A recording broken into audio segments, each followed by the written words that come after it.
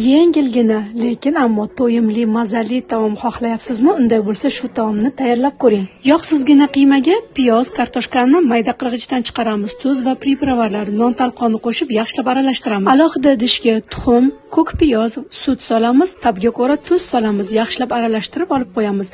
Endi bizga piyolalar kerak bo'ladi. Piyolaga sariyog' surib olamiz, kotletlar yopishmasligi uchun. Tayyor bo'lgan kotletni piyolaga xuddi videoda ko'rsatilgandek qilib, chiroyli qilib shakl berib chiqasiz. Kotletlar ustiga sir qirg'ichdan chiqarib qo'yamiz va uni ustidan pomidorni to'g'rab solamiz. Juda ham suvlikkina bo'lib mazali bo'ladi. Pomidorni ustidan tuxumli massani quyamizda duxovkada pishirib olamiz. Pishgunga qadar guruch tayyorlab olamiz. Qizib turgan qozonga sariyog' va yog' solamiz. Birinchi makaronni solib yaxshilab tillarang bo'lguncha qovurib olamiz. Ustidan guruchni solamizda yaxshilab guruchni qattiq massa bo'lguncha qovurib olamiz va suv quyamiz. Tabga ko'ra tuz, yaxshilab aralashtiramizda 15 daqiqaga o'rta olovga dimlab qo'yamiz. Taomimiz tayyor bo'ldi. Ishtahangiz ochilgan bo'lsa, mehmonga keling.